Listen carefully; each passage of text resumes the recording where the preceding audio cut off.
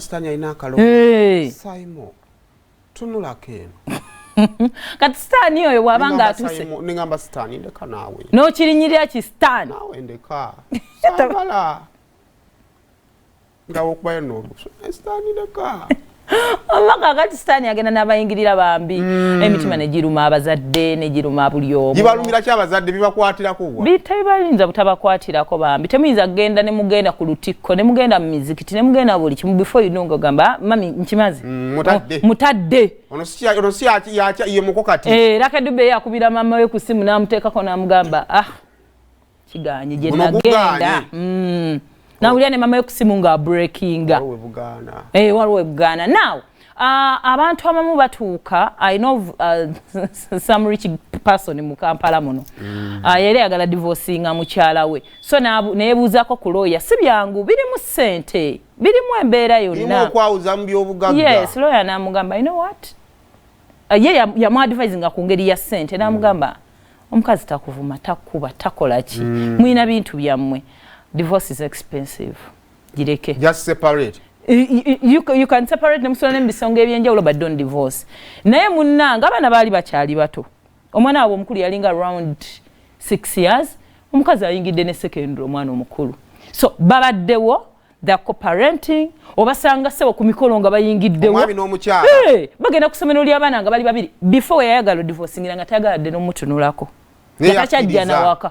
Nikati yakkiriza mukwano gwe bakuza abaana bakulidde ddala sing mami and daddy naye bwe musalawo ne mugamba tetugenda kwawukana divorce tetugenda omwayinza okugaana omwayinza oleete papula nagano zisayiningako abamu abazadde bayinza bad advice abamu yinza okugamba kigenda labika kitte nembeera nga mwekyawa naye nga divorce muganyo gikutula now bwe mugamba nti divorce temugikutudde nga buli omu akikiriza mutima gwe tetudivorcinze mwina putting up a picture. Kiri kyenkugambye ekyoyo gayi gwe mmanyi batwala kati abaana kusoma ba acting nga abazadde n'ensonga ze batajagatta zaza kisenge. I don't even a picture. Mwino okuzimba obula omanyi kati ebiseera bisinga kizibu nye mwenno kirowooza. Wabeerawo omu. Kati gwalina vision y'ekyo titusobola okubeerawo nga tetuli bafumbo naye nga tetukyeyagala. Gwalina okulaga ono obulungi bwakyo ng'okola ebirungi ebyani kibaddemu. Ng'otuukiriza obuvunaanyizibwa bwo. Ng'omuwe ekitiibwa. Ekitiibwa si hafi twayawukana hafi wali muwadde ekitiibwa.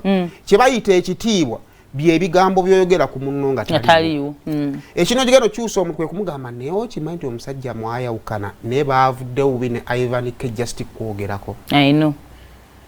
Mama w'abaana bange tomwogerako eyo. Oba kitegera ekyo munda mukigamba kitegeeza kiyinza okuba nga kiri kyekyagaana naye tukyalina kye tulina.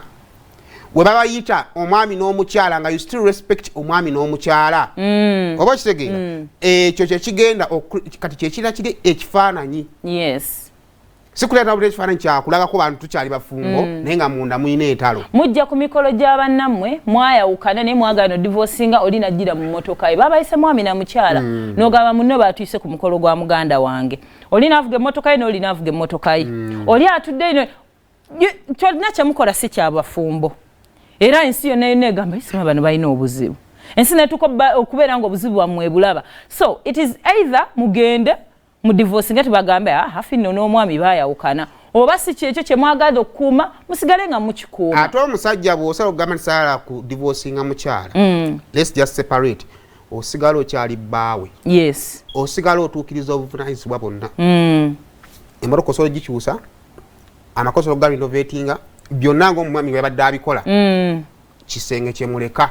Yes. N'osigala otuukiza obuvunaanyizibwa bw'omusajja bwonna. Tofa ku musajja mukazi gw'alaba kuba nawe olina bw'okola ki? Bw'olaba.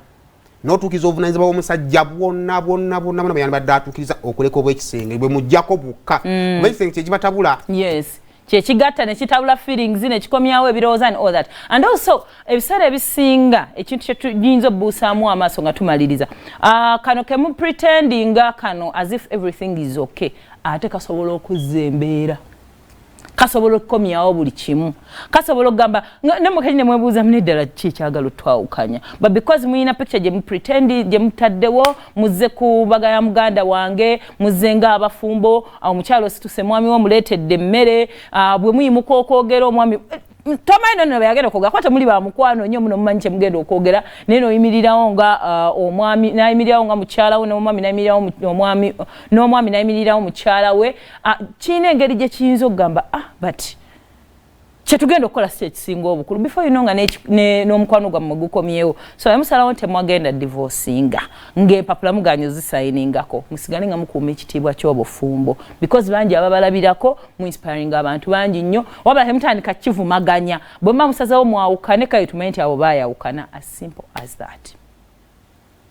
Wakati mu ntambuza y'omukwano gwammwe kati wuliriza akaama ka leero mu programu Sumulula wano ku BBS Telefina eyaffe.